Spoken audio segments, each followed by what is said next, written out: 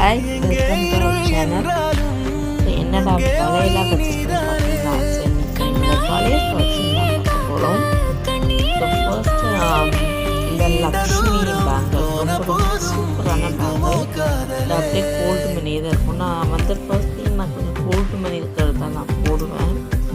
இந்த லக்ஷ்மி பேங்கிள் அதே மாதிரி இது நல்லா இருக்குன்னு நான் இதுவும் பர்ச்சேஸ் பண்ணேன்.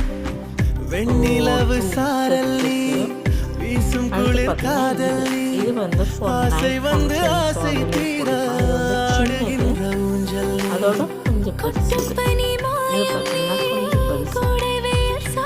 சேம் அதே மாதிரி தான், கொஞ்சம் சின்னது பெருசு. இது பள்ளி வச்சது, இது கோல்டு.